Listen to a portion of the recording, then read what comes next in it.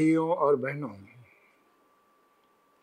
आज हम भगवान बुद्ध और उनका धम्म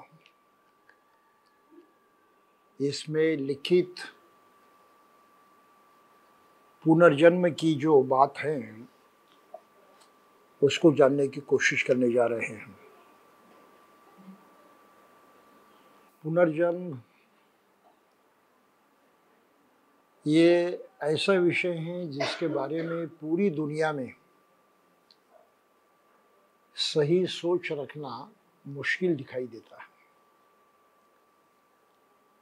और भारत में बिल्कुल एक ही बात पर लोग जोर देते हैं, उसको ही सही मानते हैं और उसके व्यतिरिक्त तो जो कुछ कहा गया है वो सब गलत मानते हैं। भारत के लोगों की कल्पना ये है कि जैसे ब्राह्मणी धर्म ने सिखाया है, हिंदू धर्म ने सिखाया है कि हर मनुष्य में आत्मा होती है। आत्मा ये परमात्मा का ही एक अंग होता है, एक टुकड़ा होता है, वो हर व्यक्ति में, हर प्राणी में रहता है। ये आत्मा जो है वो कभी मरती नहीं, ये आत्मा जो है कभी समाप्त नहीं होती। ये आत्मा जो है उसे किसी तरह नष्ट नहीं किया जा सकता। तो हिंदू धर्म का जो महत्वपूर्ण ग्रंथ है, धर्म ग्रंथ, जिसको भगवत गीता माना जाता है, इसमें इसका बस इसी तरह से वर्णन किया गया है। वो कहते हैं कि नैनं छिद्दन्ति शस्त्राणि नैनं दहति पावकाः। शस्त्र जो है, शस्त्र से आप आत्मा को मार नहीं सकते और अग्नि से आप उसको जला नहीं सकते। नैच्छैनं क्लेदयान्तको न शोषयति मर्दः। उसको आप नष्ट नहीं कर सकते, पानी के द्वारा भी उसको भिगो नहीं सकते और उस तरह से वायु के द्वारा उसको सुखा भी नहीं सकते।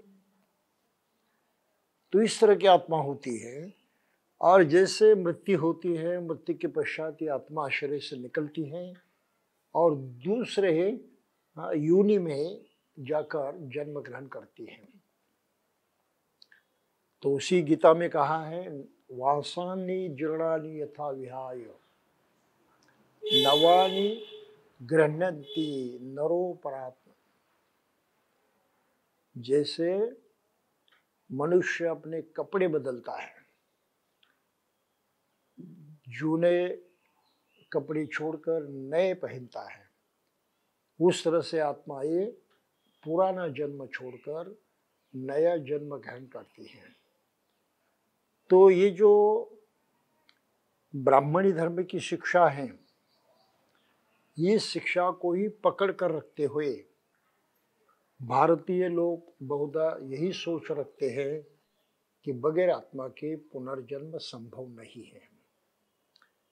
और भी एक महत्वपूर्ण बात कही गई है कि आत्मा एक जन्म नहीं, बार बार इस तरह से पुनर्जन्म लेती रहती है। 84,000 योनियों से गुजरती हैं, 84,000। उसमें हर प्राणी, मनुष्य, अन्य प्राणी, पशु, पक्षी भी आते हैं, कीड़ों मकोड़े भी आते हैं, न जाने क्या क्या आता है, किसी को पता नहीं। लेकिन इनके सभी जन्मों से गुजरने के पश्चात ही आत्मा मुक्त हो सकती है।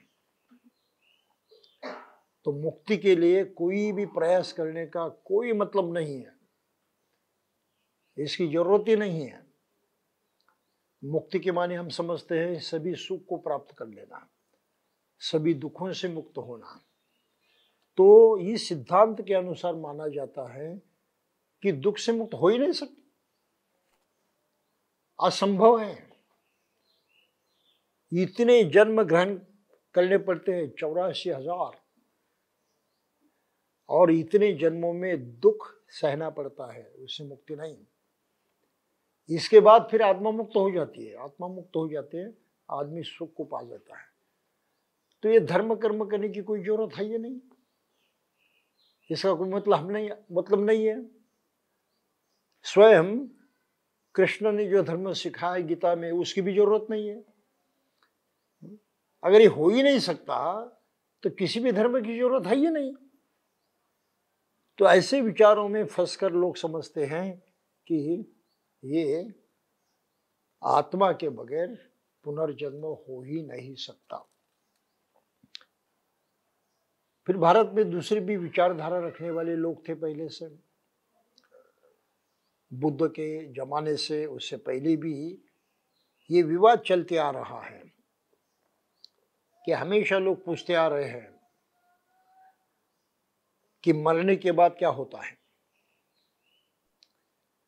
और बुद्ध के समय के लोग थे, उनके पहले भी लोग थे, उसमें से एक वर्ग कुछ लोग कहते थे कि आत्मा इस तरह से शाश्वत है, हमेशा टिकने वाली, सनातन। फिर दूसरे भी लोग थे, वो कहते थे कि नहीं, ये तो खत्म हो जाती है, जैसे आदमी मर जाता है उसका शरीर नष्ट हो जाता है, बस आत्मा भी खत्म हो जाती है, कुछ बचता नहीं।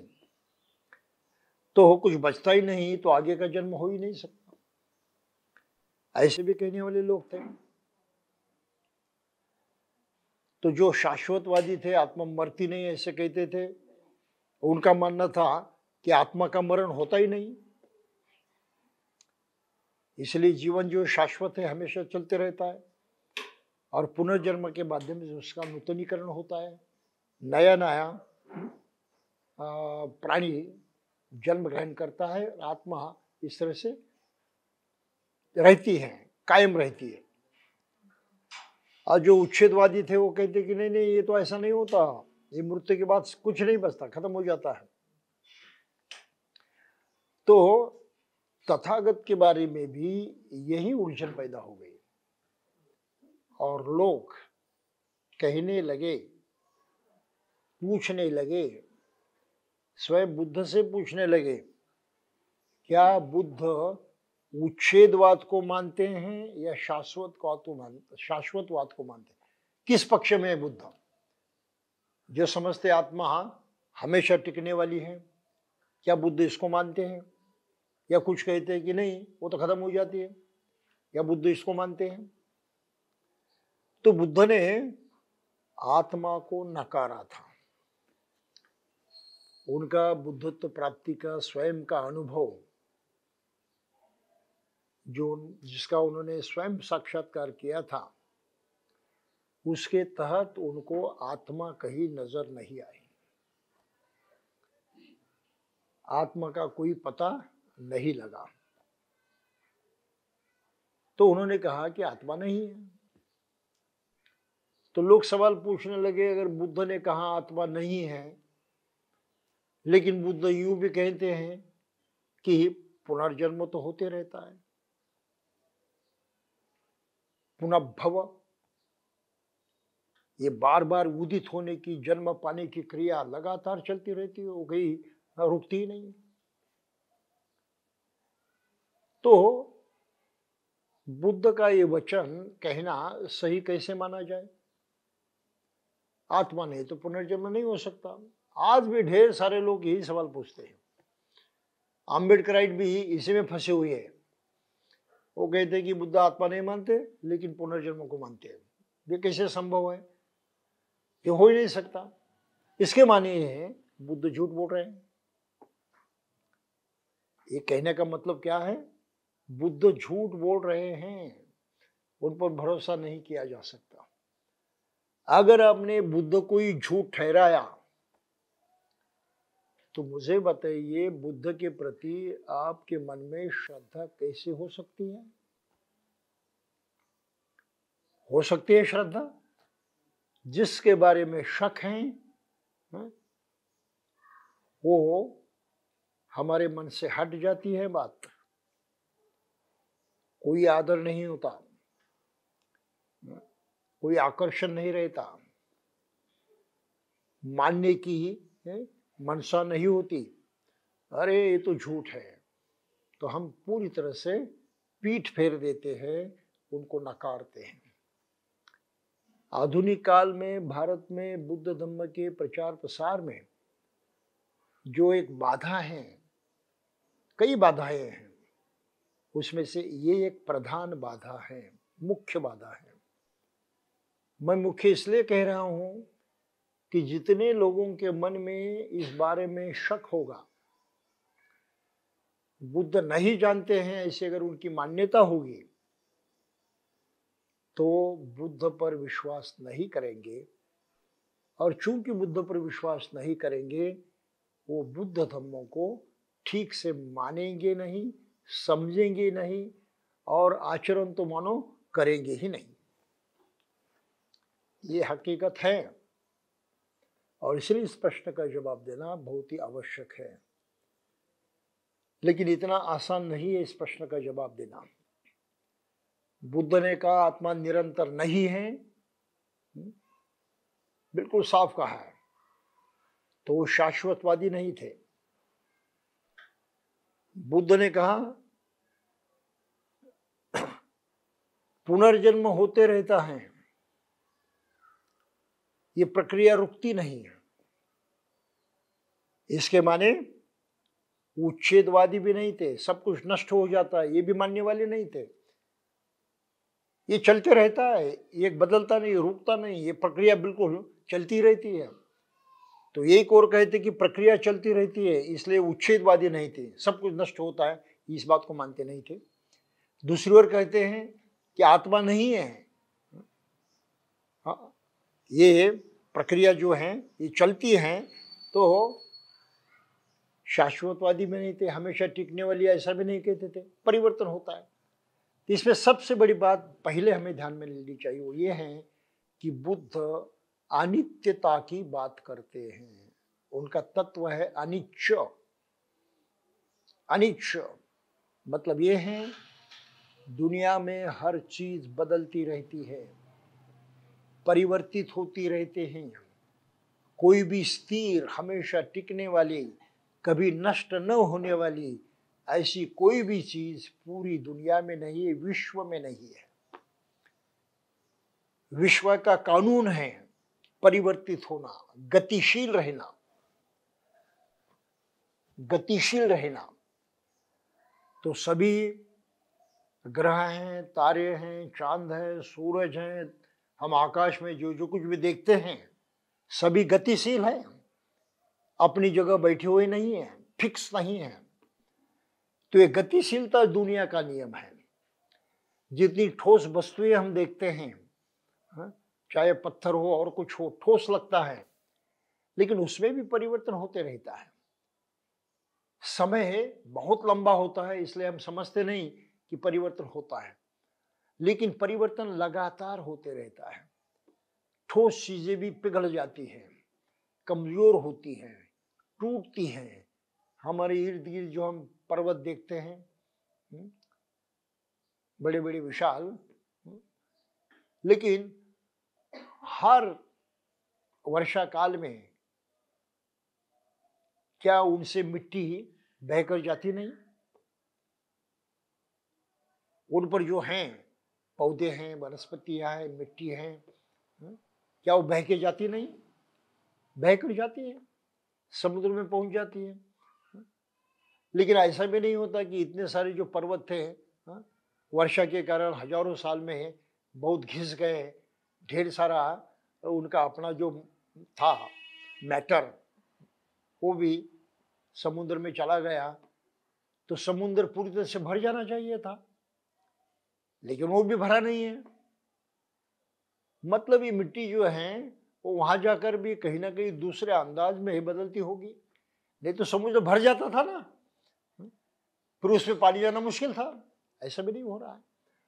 तो ये बड़े धीमे से प्रक्रिया चल रही है, इसलिए परिवर्तन हम देख नहीं पाते। कुछ हद तक जानते हैं लेकिन पूरा विश्वास नहीं करते।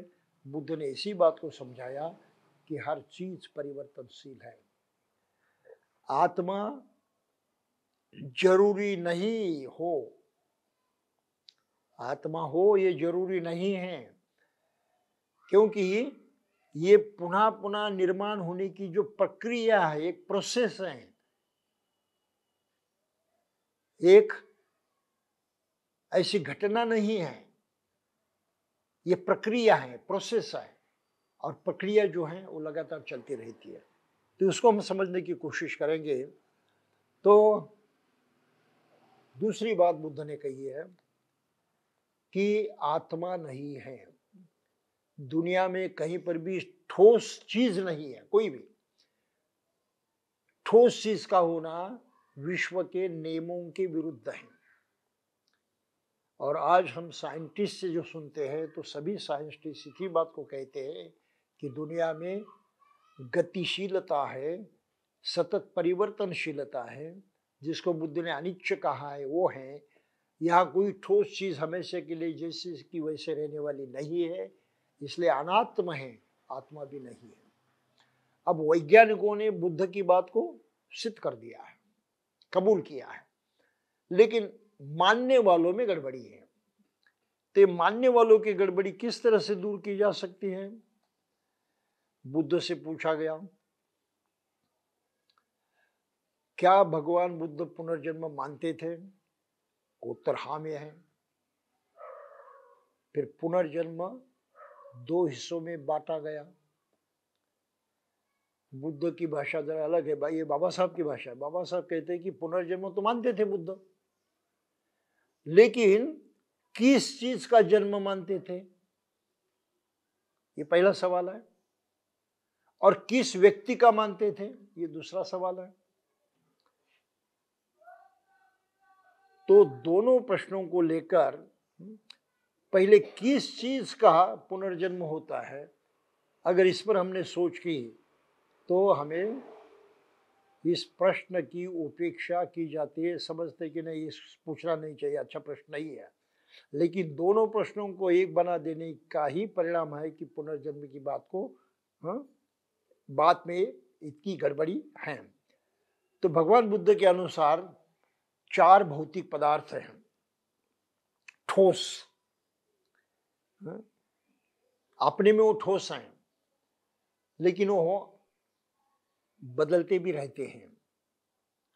जैसे पृथ्वी है यानी मिट्टी है, तो पत्थर भी उसमें आ जाते हैं, सभी चीजें आ जाती है जो ठोस होती है। उस ठोस चीजों को पृथ्वी कहते हैं, हम मिट्टी कहते हैं बड़े आसान शब्दों में। तो हर आदमी मिट्टी का ही बना है, हर चीज मिट्टी की बनी है। सब्जी उगती है, फूल खिलते हैं, मिट्टी से ही खिलते हैं। हाँ, मिट्टी ना हो तो फूल को पाना मुश्किल है, मिट्टी ना हो तो मनुष्य के पाना मुश्किल है। यह हकीकत है।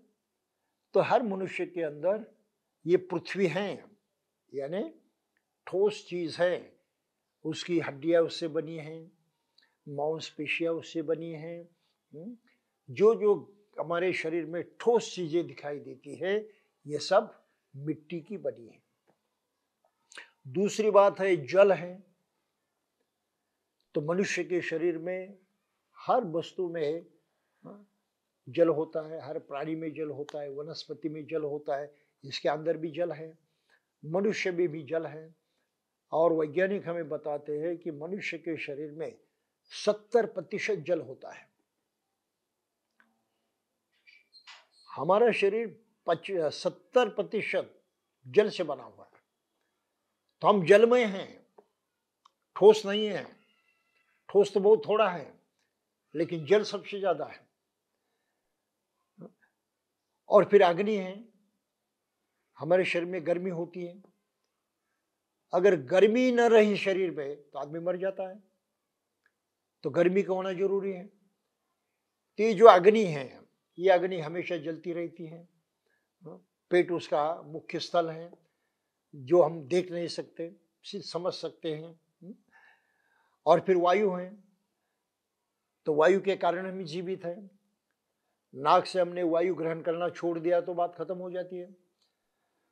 तो ये 4 चीजें जिससे हम लोग स्वयं बने हैं और उसके जरिए हम जीवित रहते हैं, यहाँ तक तो सब ठीक है। लेकिन बुद्ध कहते हैं कि इतना ही काफी नहीं है, इसके अतिरिक्त मन भी होता है, चेतना शक्ति भी होती है। चेतना शक्ति उसको कहा गया है, इसको हम मन के माध्यम से जानते हैं। और ये शक्ति कारगर है, काम करने वाली है। मन चुपचाप बैठने वाला नहीं है, ठोस तो नहीं दिखाई देता, लेकिन काम करने में सबसे पहला है। तो मन चाहता है तब हम करते हैं, मन मानता है तो हम समझते हैं।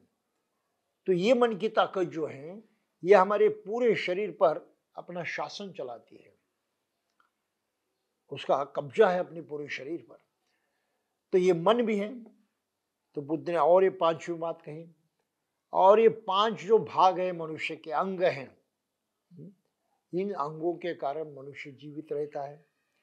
शरीर नष्ट हो गया, मर जाता है, मन नष्ट हो गया, मर जाता है। लेकिन ये बनने की प्रक्रिया है, वो हटती नहीं है। तो आगे वो कहते हैं, सारीपुत्र से पूछा, एक यहाँ संवाद दिया है, महाकुठित एक भिक्षु था, सारीपुत्र के संपर्क में आया।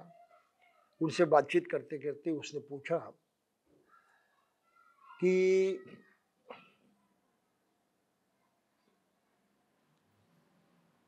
चक्षु,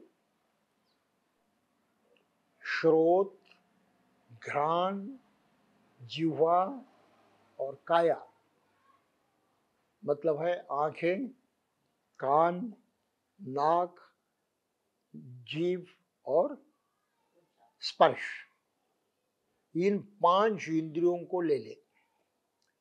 प्रत्येक का विषय पृथक है, क्षेत्र पृथक है, प्रत्येक एक दूसरी इंद्रिय से पृथक पृथक है और सब स्पष्ट रूप से पृथक है। इनका अंतिम आधार क्या है? तो मन है। कौन है इन 5 इंद्रियों के विषयों और क्षेत्रों का उपभोग करने वाला? तो सारीपुत्र ने कहा मन है। ये 5 इंद्रियां किस पर निर्भर रहती हैं? कैसे जीवित रहती है, कैसे काम करती है? तो चेतना होती है, जिसको हम जीव कहते हैं। चेतना शक्ति है, इसलिए 5 काम करते हैं। तो महाकुठित ने पूछा भी चेतना किस पर निर्भर है? तो उन्होंने कहा उष्णता पर, यानी तेज पर, अग्नि पर आधारित है। फिर महाकुठित पूछता है अग्नि किस पर निर्भर है? तो सारीपुत्र कहते हैं चेतना पर। तो आखिर चेतना ही प्रधान है। तो ये चेतना जो है, ये चेतना शक्ति है, न दिखने वाली, न समझने वाली। हम देख भी नहीं सकते, अनुभव भी नहीं कर सकते, सिर्फ उसका इस्तेमाल जो होता है, प्रयोग में जब उतरती है तब हम उसको अनुभव करते हैं। नहीं तो चेतना कहाँ है किसी को पता नहीं। तो पूरे शरीर में अंग अंग में वो चेतना शक्ति काम करती है, सभी तरफ बिखरी हुई है, एक जगह कहीं पर नहीं है। और सभी को उस चेतना शक्ति को केवल इस शारीरिक अंगों से ही काम करना आता है, दूसरा काम करने का माध्यम नहीं है। हम बिजली तो देखते हैं, लेकिन आकाश में जो बिजली है क्या हम पकड़ पाते हैं उसको? नहीं पकड़ पाते। लेकिन आदमी ने वो भी बात खोज निकाली,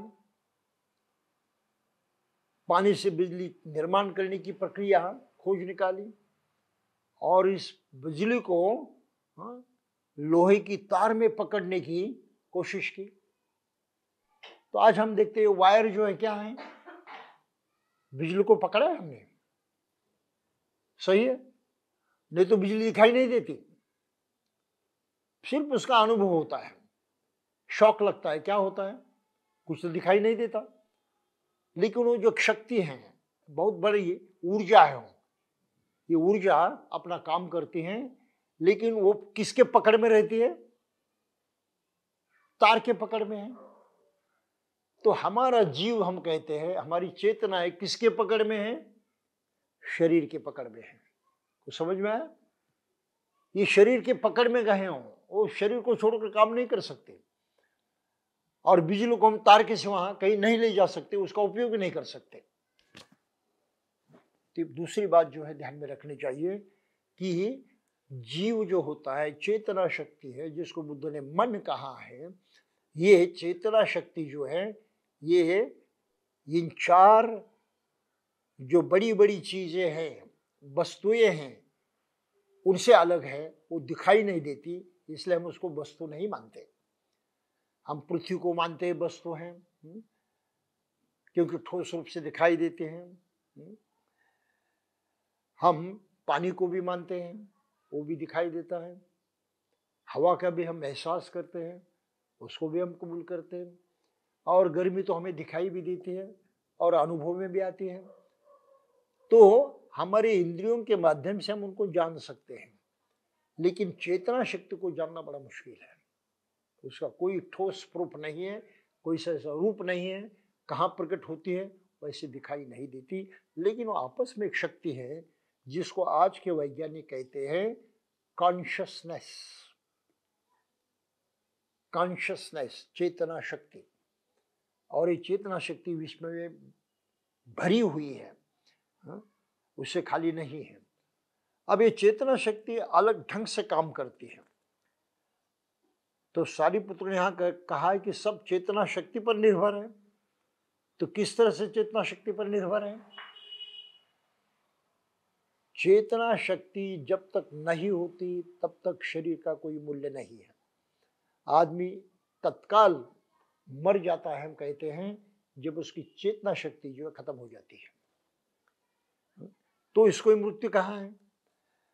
तो आगे चलकर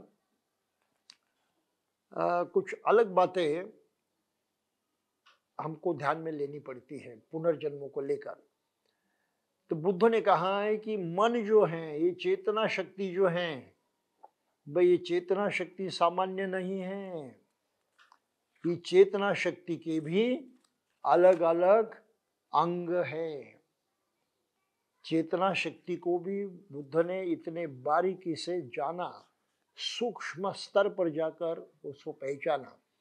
तो चेतना शक्ति के कौन से रूप हैं? ये चेतना शक्ति रूप जो हैं, ठोस वस्तुएं हैं, उनको जानती है।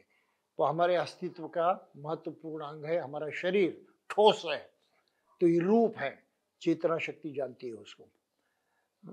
बस रूप छोड़ दिया तो दूसरी जो बात हम है उसको हम नाम कहते हैं या मन कहते हैं। तो मन ये भी 4 हिस्सों में बटा हुआ है। मन जिसे हम कहते हैं, चेतना शक्ति कहते हैं, 4 हिस्सों में बटी हुई है। एक तो चेतना शक्ति के माध्यम से हम अनुभव करते हैं, सुख को अनुभव करते हैं, दुख को अनुभव करते हैं। अनुभव कहीं देखा जाता है, सुख दिखाई देता है, दुख दिखाई देता है, वो तो सिर्फ जाना जाता है, समझा जाता है, वो प्रत्यक्षात दिखाई नहीं देता। ये चेतना का अंग है कि वेदना के माध्यम से प्रकट होती है। फिर दूसरी बात है संज्ञा, इसके माने नाम। ये ढेर सारी दुनिया में चीजें हैं, इनको हम पहचानते हैं और हर चीज का हमने कुछ नाम रखा है। नाम ही उसकी पहचान है। हम जो कुछ करते हैं सभी चीजों को पहचानने के लिए उसको नाम देते हैं। नाम कहीं दिखाई देता है? प्रत्यक्षत है नहीं। नाम दिखने वाली चीज नहीं है। तो ये चेतना शक्ति का एक हिस्सा, एक भाग है, काम करने का एक तरीका है कि उस नाम को जाने। तो क्या इतने सारे ढेर सारे नाम हमारे दिमाग में नहीं रहते? हर चीज की पहचान हमारे दिमाग में नहीं रहती? नाम तो कोई ठोस वस्तु नहीं है, लेकिन चेतना शक्ति का एक अंग है, एक विभाग है, भाग है वो, और वो इस तरह से काम करता है। और नाम के माध्यम से हम सभी चीजों को जानते हैं, जिसको संज्ञा कहा जाता है। तो ये चेतना शक्ति का दूसरा अंग है।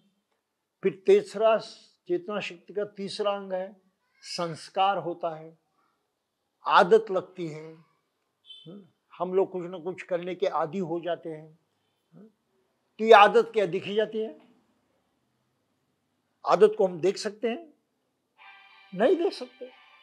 आदत तो बस प्रकट होती है करने से, नहीं तो आदत नाम की चीज जो है देखी नहीं जाती। लेकिन आदत है, हमारा स्वभाव है, हमारी प्रवृत्ति है, हम जानते हैं इसको, लेकिन हम स्वभाव को देख नहीं पाते, प्रवृत्ति को देख नहीं पाते। और फिर स्वभाव कैसे बनता है? तो बार बार उसी चीज को जानने से, पहचानने से, मानने से, करने से स्वभाव बन जाता है, आदत बन जाती है। ये भी हम जानते हैं। तो इस आदतों के माध्यम से, जिसको संस्कार कहा जाता है, संस्कार के माध्यम से चेतना शक्ति काम करती है। संस्कार, और फिर वो संस्कार किस पर होते हैं? तो चेतना शक्ति का मूल जो है, जिसको विज्ञान कहा है, चेतना शक्ति का मूल जो है विज्ञान कहा है, इस विज्ञान के माध्यम से वो चेतना शक्ति इस तरह से काम करती है। अब मृत्यु के वक्त होता क्या है? मनुष्य का शरीर ये जो है चेतना शक्ति से अलग हो जाता है। ये ऊर्जा है, ये ऊर्जा बहती रहती, अलग हो जाती है, ठोस चीज नहीं है वो। और फिर ये ठोस चीज जो है पुनर्जन्म की प्रक्रिया में जाकर पहुंचती है। तो ये विज्ञान कुछ अलग है, बस उसी को समझाने की आज मैं कोशिश करूंगा। अन्य लोगों की बातें समझने में कोई अर्थ नहीं है, क्योंकि आत्मा जो है सभी लोग मानते नहीं है। क्रिश्चियन लोग आत्मा को नहीं मानते, मुसलमान लोग आत्मा के नहीं मानते, जू लोग हैं आत्मा को नहीं मानते, ढेर सारे लोग आत्मा को नहीं मानते। लेकिन जो मानने वाले हैं उसमें से सिर्फ हिंदू जो है सबसे आगे है, और फिर बौद्ध भी मानते हैं और जैन भी मानते हैं। तो भारत में कुछ आत्मा को मानने वाले लोग हैं। बुद्ध तो आत्मा को मानते ही नहीं। लेकिन आत्मा ये एक एनर्जी है, जैसे पृथ्वी एनर्जी है, वायु एनर्जी है, तेज एनर्जी, इस तरह से कॉन्शियसनेस एनर्जी है। तो चेतना शक्ति को बुद्ध मानते हैं कि हाँ चेतना शक्ति है। अब होता क्या है? पुनर्जन्म की अगर बात करें तो तीन बातें यहां पर कही गई हैं। भाई किसी का पुनर्जन्म किस व्यक्ति का होता है? तो एक व्यक्ति अगर मर गया तो मरने के बाद हम क्या करते हैं? जला देते हैं, जमीन में गाड़ देते हैं। तो उसके शरीर में जो पृथ्वी है, मिट्टी है, मिट्टी में मिल जाती है, जलकर राख बन जाती है। सही है, ठोस चीज खत्म हो गई। जो उसके मन में पानी है, शरीर में जो पानी है, गीलापन है, वो भाप हो जाता है। तो दुनिया में जो पानी है, विश्व में जो पानी है, उसमें हो मिल जाता है। फिर जो गर्मी है, जिसको हम अग्नि कहते हैं, अग्नि भी अपने शरीर की जो गर्मी है अग्नि में है, विलीन हो जाती है। फिर जो वायु है हम लेते हैं, छोड़ते हैं, ये वायु भी वायु में है, निकल जाती है। तो ये चार चीजें बिखर जाती है पूरी तरह से। अब जिस आदमी के शरीर की चार चीजें इस तरह से बाहर निकली है, लेकिन इतनी पूरी तरह से बिखर गई हैं, तो क्या ये चार चीजें दोबारा इकट्ठा हो सकती हैं? उसके शरीर से निकली हुई हैं, दूसरी नहीं हो सकती, क्योंकि इतना विशाल पृथ्वी है। ये चार जो महाभूत माने जाते हैं, उसमें तो विलीन हो जाते हैं। तो इसी आदमी का ये पृथ्वी धातु है, नहीं कह सकते। इसी आदमी का ये वायु धातु है, नहीं कह सकते। समझ में आया? तो ये चीजें बिखर जाने के बाद इकट्ठा नहीं होती, और फिर वो चीजें दोबारा जन्म नहीं ग्रहण कर सकती। इसलिए जो मरा हुआ है उसके शरीर का पुनर्जन्म नहीं होता। उसके शरीर से निकली कोई भी चीज पुनर्जन्म में नहीं आती। तो उसी व्यक्ति का वो जन्म हम कह नहीं सकते। यहां तक एक बात समझ लेनी है। लेकिन ये जो ऊर्जा है, जिसको विज्ञान कहा गया है, बुद्ध के धर्म में मन कहा गया है, और यहाँ चेतना शक्ति कहा गया है, ये चेतना शक्ति कैसे काम करती है, इस पर जो जानकारी है केवल बुद्ध को ही प्राप्त हुई और किसी को जानकारी प्राप्त नहीं हुई। बुद्ध ने देखा है कि चेतना शक्ति के 4 अंग है जो हमने देखे अभी, और चेतना शक्ति भी ऐसे विश्व में भरी हुई है, वो खाली नहीं है। तो चेतना शक्ति भी निकल जाती है और ये विश्व में फैली हुई चेतना जो है उसमें वो मिल जाती है। लेकिन और दूसरी बात होती है, चेतना शक्ति के कुछ अंश जो यहाँ संस्कार कहा गया है, वो संस्कारित होते हैं, उस पर प्रक्रिया होती है। वो प्रक्रिया होने के बाद उसमें कुछ बदलाव आता है, कुछ बातें जुड़ती हैं, कुछ बातें छूटती हैं, कुछ उसका नूतनीकरण होता है संस्कार होने के बाद। तो हम संस्कार तो अलग ढंग से जान सकते हैं। संस्कार के माने आदत है, संस्कार के माने स्वभाव है। अभी हम लोग बोल रहे हैं, बोलना हुआ, मुंह से शब्द बाहर निकला, खत्म हुआ, दिखाई देता है, खत्म हुआ, उसका कोई अस्तित्व नहीं है। हाँ, हमने यहाँ बात की और कहीं सुनने की कोई संभावना है? बिल्कुल नहीं है। लेकिन विज्ञान ने काम किया है, आधुनिक विज्ञान ने क्या काम किया कि ऐसे यंत्र बनाए जिसके कारण इस शब्दों को पकड़ सकते हैं। जैसे अब माइक्रोफोन है, ये शब्दों को पकड़ता है, केवल पकड़ता नहीं, उस शब्दों को वहां तक पहुंचता है, वहां उसको पकड़ा जाता है। पकड़ने पर दूसरी मशीन होती है, उसको डिकोडिंग करती है, उसको दोबारा आवाज में परिवर्तित करते हैं, हम सुन सकते हैं। तो आज टेलीविजन है, रेडियो है, तो शब्द तो निकला, दिखाई तो नहीं देता, लेकिन वो हवा में खत्म भी नहीं हुआ।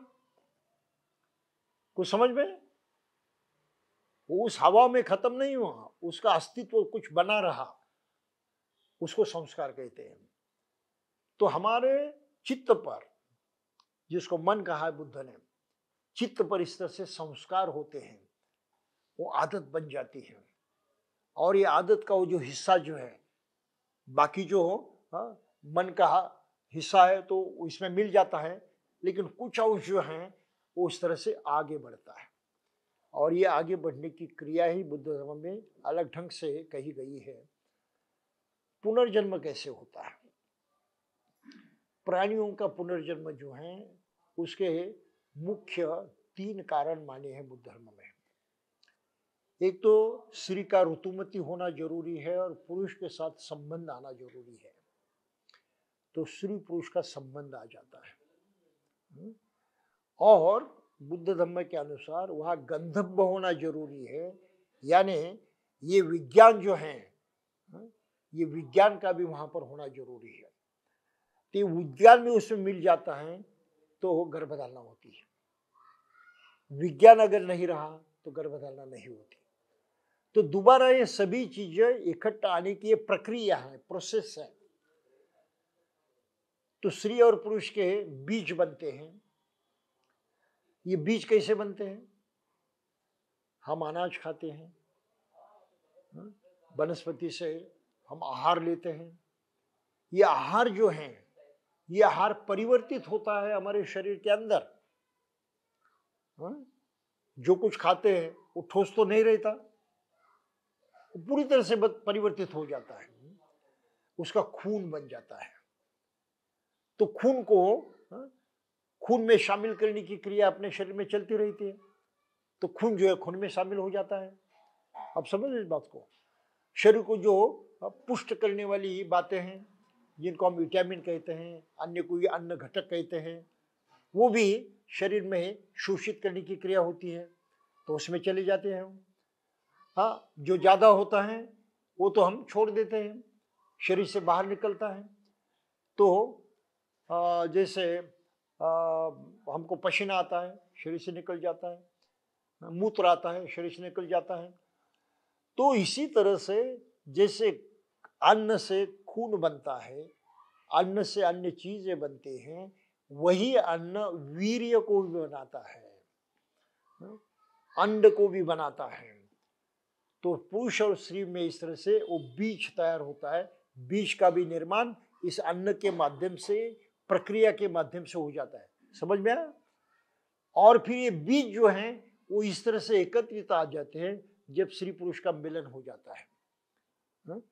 तो भौतिक पदार्थ पृथ्वी, आप, तेज, वायु इतनी प्रक्रिया से गुजरे हैं, इतनी प्रक्रिया से गुजरे हैं, और आखिर करो वीर्य में या बीज में परिवर्तित हुए हैं। तो चार धातु पृथ्वी, आप, तेज, वायु इस तरह से पुनर्जन्म की प्रक्रिया लग गए। लेकिन उसी व्यक्ति के नहीं है जो मर गया। समझ रहे हैं आप?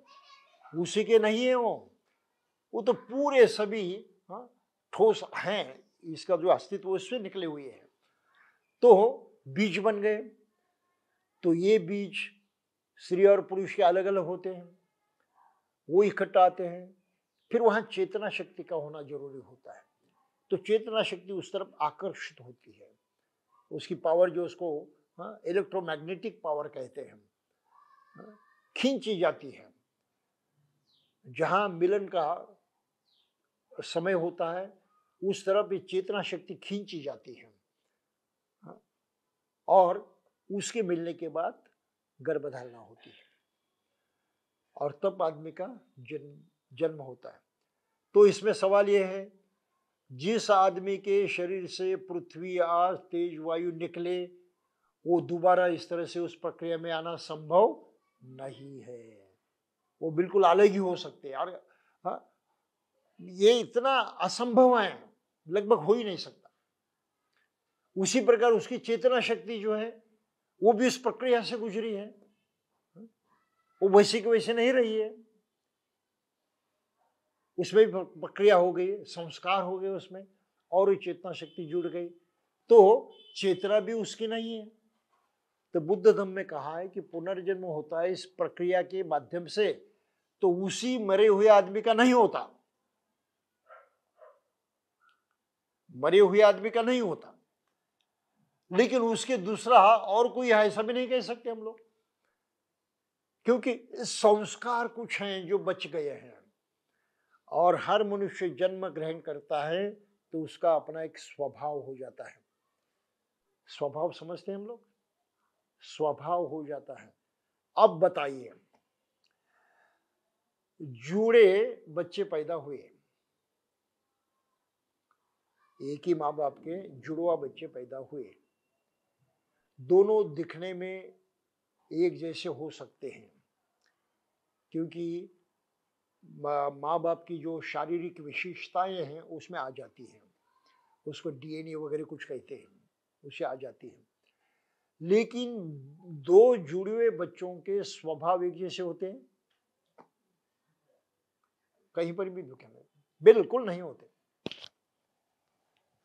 एक ही माँ बाप के जितने भी बच्चे होते हैं, क्या उनके स्वभाव एक जैसे होते हैं?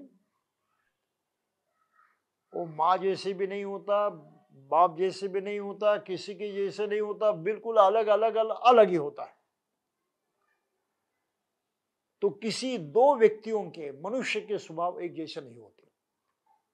इतनी भिन्नता है। क्यों इतनी भिन्नता आ गई? इसका कारण है मरे हुए आदमी की चेतना शक्ति जो है, जिस पर संस्कार हो गए, उस संस्कार को लेकर वो उस प्रक्रिया में, जन्म ग्रहण करने की प्रक्रिया में चले गई वो चेतना शक्ति, और भी से उससे एक नया आदमी पैदा हो गया।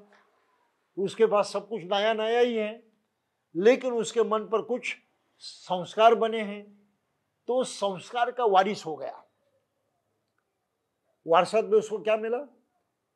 मरे हुए आदमी का शरीर नहीं मिला, मरे हुए आदमी की पूरी चेतना भी नहीं मिली। जो कुछ संस्कार उस चेतना पर हुए थे वो संस्कार उसको मिले। कुछ समझ में था? तो उसका स्वभाव बन गया। तो वो उसी आदमी का पुनर्जन्म नहीं माना जा सकता, क्योंकि पूरा की पूरा तो नहीं गया, सिर्फ संस्कार गए हैं। जैसा उसका था चेतना शक्ति, मन जैसे था, पूरा की पूरा नहीं गया। सिर्फ जो संस्कार हुए हैं, परिणाम हुआ है, वही परिणाम गया। तो बाबा साहब यहाँ कहते हैं कि मनुष्य अपनी वारसात में सिर्फ स्वभाव पाता है। पुराने जन्म में उसका जो कुछ स्वभाव होगा, उसका कुछ अंश उसका नया निर्माण होता है, उसमें तो आ जाता है और ये स्वभाव उसकी विशेषता हो जाती है। लेकिन ये स्वभाव भी कुछ परिवर्तित हुआ होता है, इसलिए वो उसी व्यक्ति का माना नहीं जाता। अब उसका नहीं मानने, लेकिन उस परिणाम तो हुआ है, उसमें से कुछ अंश आया है, तो वो नहीं, ऐसा भी नहीं कहा जा सकता। तो बुद्ध की भाषा है, पुनर्जन्म में जो आदमी जन्म पाता है वो वही होता नहीं है और उसके बदले दूसरा होता भी नहीं है। कुछ ना कुछ उसके पास पुराना है, लेकिन बहुत कम है, इससे आप उसको पूरा नहीं मान सकते, और बाकी तो सब नया है, तो उसको नया समझना चाहिए, वो पुराना नहीं हो सकता। तो इस प्रक्रिया के कारण पुनर्जन्म होता है। अब इसी को लेकर और एक सवाल का जवाब देना मैं आवश्यक समझता हूं। यहाँ पर लोग कहते हैं कि पुराने कर्म जो हैं उसको भुगतना पड़ता है, और ये भी बहुत भारी भ्रम पूरी दुनिया में फैला हुआ है, और खासकर भारत में ब्राह्मण धर्म ने, हिंदू धर्म ने उसको बहुत चढ़ा बढ़ाकर लोगों पर थोप दिया है। जातिवाद को कायम रखने का जो षड्यंत्र उन्होंने किया, उसके पीछे यही सिद्धांत है कि तुम निचली जाति में पैदा हो, क्यों? तो पिछले जन्म में तुमने पाप किया था, वो भुगतना पड़ता है, और पूरा भुगतने के बाद इस जन्म में जिस जाति में जन्म पाया उस जाति का धर्म निभाने के बाद, उसके अनुसार जीने के बाद आपको अगला जन्म अच्छा मिल सकता है। तो ये परंपरा भारत में बनी हुई है। तो हर आदमी जन्म से उस जाति को मानता है जिसमें उसको पैदा हुआ है। ये बहुत बड़ी भारी धोखा है, बहुत बड़ा ज्ञान है, अज्ञान समझते हैं लोग। और फिर जातिवाद को क्यों मानना है? अरे पिछले जन्म में पाप किया था इसलिए भी भुगतना पड़ता है। तो बगैर कुछ सोचे, बगैर कुछ जाने, आदमी सिर्फ उसको मानने लगता है और उसमें जीने लगता है। इसलिए भारत से जातिवाद हटता नहीं है। तो बुद्ध ने कहा जातिवाद का कोई संबंध नहीं है, लेकिन ब्राह्मणों ने इसको कायम करने के लिए इस तरह से इस विज्ञान को उससे जोड़ा है। अरे ऐसा करना पड़ता है। बुद्ध की भाषा में क्या होता है? अगर मानो पिछले जन्म में हमारे कुछ संस्कार इस जन्म में आ गए, तो केवल संस्कार ही होते हैं, केवल स्वभाव भी होता है, स्वभाव के अतिरिक्त हम वारसात में कुछ नहीं पाते। तो हम अगर क्रोधी हैं, क्रोध आता है, बहुत गुस्सा करते हैं, तो निश्चय ही हमारी चेतना शक्ति पर वो प्रभाव पड़ा है गुस्सा करने का, ये आदत बन गई थी, और ये आदत के साथ हमारी चेतना शक्ति, जो कुछ भी अंश हमारे जन्म में आया है चेतना शक्ति का, उसमें ये भी वारसात में गुण आया है कि हम गुस्सा होते हैं। अब गुस्सा करने की आदत है, तो गुस्सा करने से मारपीट भी हो जाती है, किसी का कत्ल भी हो जाता है, कुछ भी दुर्घटना हम कर सकते हैं। कौन करते हैं? हम करते हैं। क्यों करते हैं? हमारे स्वभाव के कारण करते हैं। तो नतीजा क्या होगा? रिएक्शन, प्रतिक्रिया क्या होगी? हमने किसी को मारा तो दूसरा हमको मारने वाला है, हमने किसका कत्ल किया तो हमारा भी कत्ल होने वाला है। तो अगर इसको हम समझे नहीं पुराने जन्म में पाप किया था, अब उसको भुगत रहे हो, ये गलत है। हमारा स्वभाव है क्रोधित होने का, लेकिन हमने तय किया कि क्रोध नहीं करेंगे, तो क्या होगा? किसके हाथ में हो? अपने हाथ में है। अपना स्वभाव जो दुख को निर्माण करता है, उसको थोपने की, उसका प्रयोग न करने की ताकत किसके पास है? हमारे ही मन में है। आप समझ रहे हैं? तो पुराने जन्म का कोई संबंध नहीं है।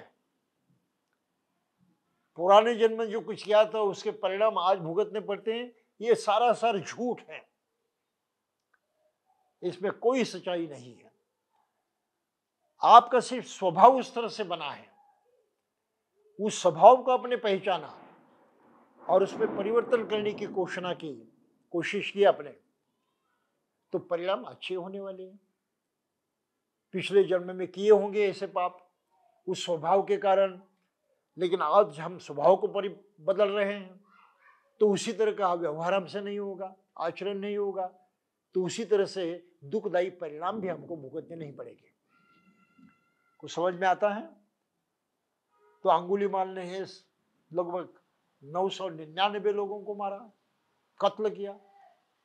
कितना बड़ा हत्यारा था वो, इतने लोगों को मारा, जानबूझकर सोच समझ कर मारा। ऐसे भी नहीं कि अरे गलती से मर गया, गलती से मारा गया, ऐसा भी नहीं, सोच समझ कर। तो पूरी चेतना शक्ति उस काम में लगी हुई थी, उसका मन, उसकी चेतना शक्ति पूरी काम में लगी थी। फिर भी जैसे बुद्ध ने उनको सिखाया कि तुमने गलत किया, तुम्हारा मन जो है ये भटक रहा है, स्थिर नहीं है, तुम भाग रहे हो, तुम्हारा मन भाग रहा है। और ये कहता था बुद्ध को, अरे रुक जा, तू भाग रहा है, रुक जा, तू भाग रहा है। तो उसको लगा कि ये डर के मारे मुझे कुछ कहेगा। बुद्ध तो बिल्कुल जैसे चलते हैं आमतौर पर ऐसे चल रहे थे, भागते तो नहीं थे वो, लेकिन वो कहता था रुक जा। ये रुकने के लिए भी तैयार नहीं, जैसे कुछ है ही नहीं, इस तरह से बड़े आराम से चल रहे थे। तो फिर वो बिगड़ गया, रुकते नहीं है, तो उसने कहा रुक जा। तो बुद्ध ने क्या किया, मैं तो रुका हुआ हूं, तुम भाग रहे हो। बड़ा धक्का लगा उसको, अरे ये तो चल रहा है, मैं कहता हूँ रुक जा, नहीं रुकता है, उल्टा मुझे कहता है कि मैं रुका हूं, झूठ बोलता है। तो फिर उनको पूछता है कि झूठ क्यों बोला तुमने, तुम तो चल रहे थे, चलते हुए भी कह रहे थे कि मैं रुक गया हूं, और मुझे कहते कि तुम भाग रहे हो। तो फिर बुद्ध ने उसको जो समझाया तो समझाया। वो सिनेमा आया था, उसमें तो एक ऐसा दृश्य था अंगुलीमाल सिनेमा में, कि अंगुलीमाल से बातचीत करते हुए बुद्ध उससे कहते हैं ये जो यहाँ पेड़ है उसकी पत्ती जो है तोड़ ले। तो एक पत्ती तोड़ लेता है, बुद्ध कहते अभी जोड़ दे। तो फिर गुस्सा करता है, कैसे होता है, ये हो नहीं सकता। तो तब बुद्ध उससे कहते कि अरे तूने जिनको मारा है उनको जीवित करने की ताकत तुम में नहीं है, क्यों मारा तुमने, क्या कारण था। तब कहीं उसके दिमाग में आया कि मैंने बहुत भारी गलती की है, सुधर गया। उसकी जो आदत थी गुस्सा करने की, क्रोध करने की, किसी की जान लेने की, खत्म हो गई। जैसे ही खत्म हो गई वो निर्वाण को प्राप्त हो गया। तो पुराने कर्म उसको कहाँ भुगतने पड़े हैं, 999 बार उसने इतने लोगों को मारा था, तो इतनी बार उसको फांसी की सजा होनी चाहिए थी पिछले सभी कर्मों से मुक्त होने के लिए। तो ऐसी जो बेकार की बातें हैं ये बुद्ध धर्म में नहीं है, ये सोच ब्राह्मणों ने बनाई है और लोगों को मूर्ख बनाया है। तो इस पर भी हमको ध्यान देना चाहिए कि पुराने जन्म के कोई कर्म आज हमको भुगतने नहीं पड़ते। स्वभाव की तरफ हमने ध्यान दिया, जो अकुशल है वो करते रहे तो दुष्परिणाम हो गए, अकुशल करना छोड़ दिया, कुशल करते रहे तो हमारा जीवन परिवर्तित हो जाएगा, हम पूरी तरह से सुख को पा सकते हैं। तो बुद्ध का धम्म इस तरह से बड़ा ही आशादायी है, और ये कर्म सिद्धांत है, पुनर्जन्म के सिद्धांत को उन्होंने इस तरह से सामने रखा है। तो जो लोग कहते हैं आत्मा है या नहीं, उसका कोई मतलब ही नहीं है ही नहीं, ये तो प्रक्रिया है, और ये विश्व की प्रक्रिया है, किसी के हाथ की प्रक्रिया नहीं है।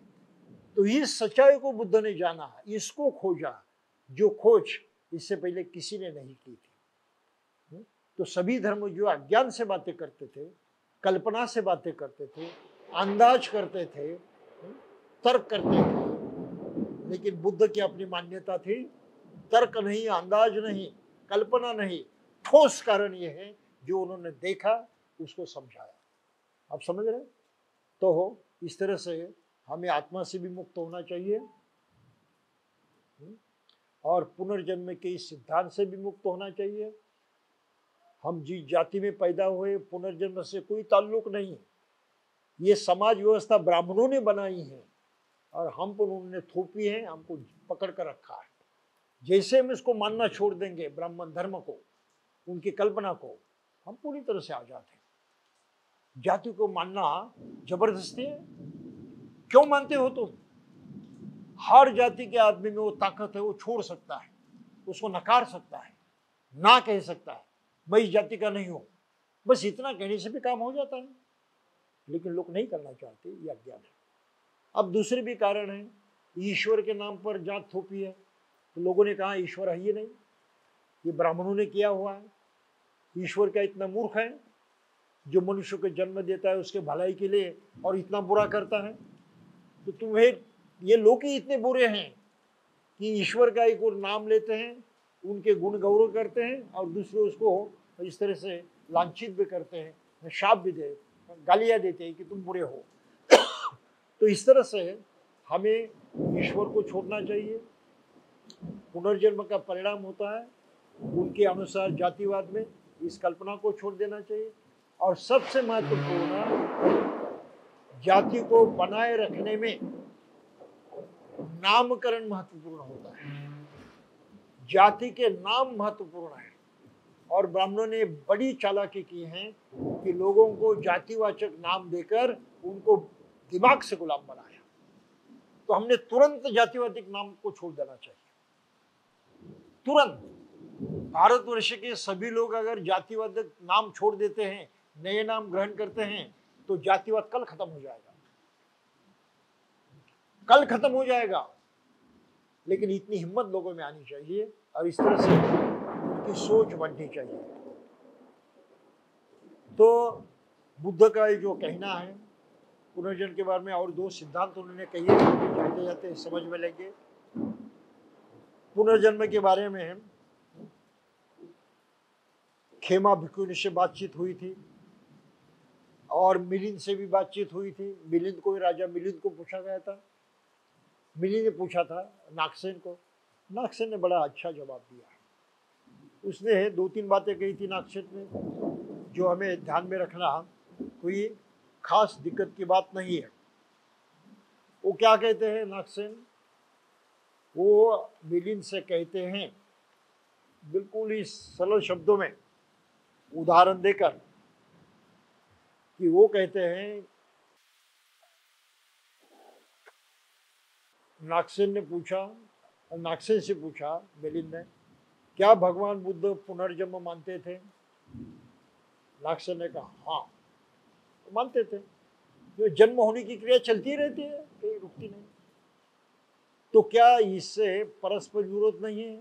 आत्मा को नहीं मानते थे तो नहीं मानते थे, तो ये परस्पर विरोधी बातें नहीं है। नागसेन ने कहा नहीं। क्या बिना आत्मा के पुनर्जन्म संभव है? नागसेन बोले हाँ, ऐसा निश्चय हो सकता है। तो कृपया समझाए कि ये कैसे हो सकता है। फिर नागसेन बोलता है, यहाँ संसरण नहीं है, एक आत्मा यहाँ से निकली वहां पर चली गई, ऐसा नहीं कुछ होता नहीं है। हा? फिर भी ये पुनर्जन्म है। तो कैसे? तो उदाहरण देकर समझाइए। तो कहते हैं, राजन, यदि एक आदमी एक दीपक दिया, एक दीपक से दूसरे दीपक को जलाए, तो क्या यह कहा जाएगा कि ये दीप की जो ज्योति थी वो दूसरे दीप में चली गई? ऐसा तो नहीं कहा जा सकता। अरे ये तो जल रही है पहले भी और दूसरी भी जल रही है, तो यहां से क्या गया? कोई आत्मा वगैरह नहीं गई, उसको जलाने वाली चीजें जो हैं ये एकत्रित आ गई, उसमें आग मिल गई कहीं से भी। तो पृथ्वी आप तेज वायु जो है स्त्री पुरुष के वीर्य और अंडों से मिल गए, उसमें ही चेतना शक्ति मिल गई, जैसे आग लगा दी गई, तो पुनर्जन्म हो गया। तो इस तरह से नया दिया जो जलाया, क्या वो पहले दिए का पुनर्जन्म है? नहीं कह सकते। लेकिन उसके बगैर होया भी नहीं है। तो बुद्ध धर्म ने कहा, नोच सो न चाहियो, उसी का ही पुनर्जन्म है, उसी का नहीं भी है, तो उसकी फिक्र में पड़ने की आवश्यकता नहीं। फिर दूसरा उदाहरण दिया, वो कहते हैं कि राजन, क्या आपको कोई कविता, छंद याद है जो आपने बचपन में अपने आचार्य से सीखा हो? हाँ याद है। तो मुझे बताओ, ये जो छंद, ये काव्य, जो गीत तुम्हारे आचार्य से मुंह से निकला, हाँ, तुम में आ गया, तो वहां से खत्म हो गया? तुम्हारा आचार्य भूल गया, खत्म हो गया हो? नहीं, ऐसा तो नहीं हो सकता। तो इस तरह से आत्मा यहाँ से वहां जाती है, ये मूर्खता है, इस पर विश्वास मत करो।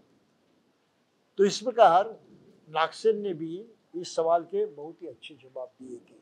और हमें यही समझना चाहिए कि पुनर्जन्म हो सकता है, वो प्रक्रिया चलती है विश्व की, इसके लिए आत्मा की जरूरत नहीं है। और पुनर्जन्म हो, पिछले कर्मों का कोई भी